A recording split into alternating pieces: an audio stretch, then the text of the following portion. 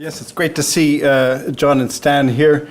The stage was set for some of my research by John when he mentioned these near-field measurements of low-frequency sound from the speaker cone.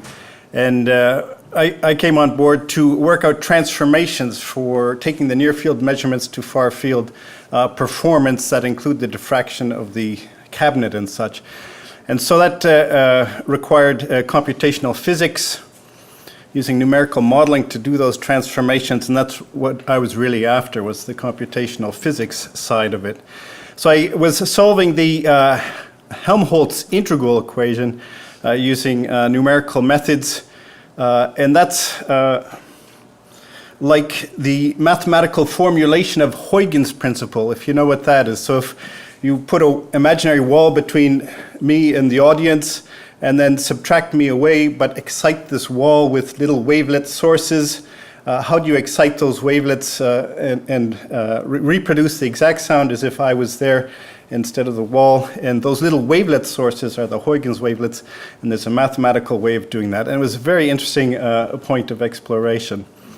That was done for acoustics, of course, and we did these transformations.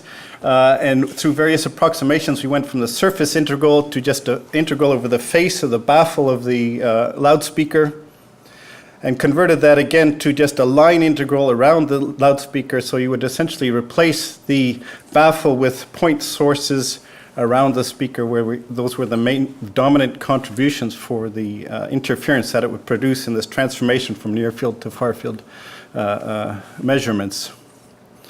And that was very interesting, progression of analysis. That work on computational physics and acoustics got me then to work with the defense in on the West Coast with the Defense Research Establishment Pacific. They wanted to do the same kind of scattering from 3D objects, but they added more complications, and that is it had to be in solid media or fluid media mixed in layered domains, which would be the ocean, the Arctic Ocean, for looking for buried targets or for scattering under ice keels for long-range propagation for submarine hunting in the Arctic.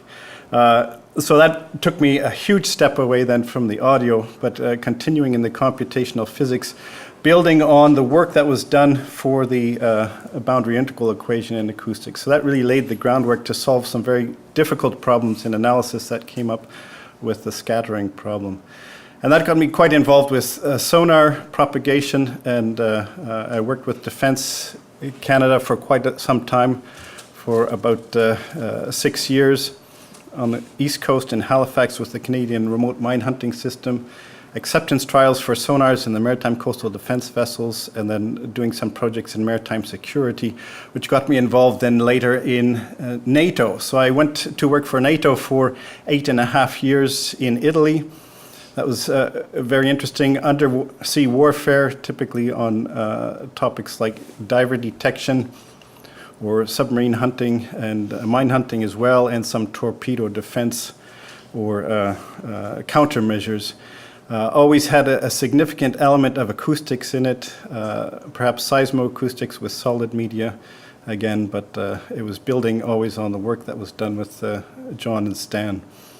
And since then I've left from NATO, and had a period of sabbatical and doing a bit of consulting on the side and setting up to do consulting mostly on the maritime defense and security industry, helping on projects, again, with sonar, torpedo defense, and maritime security.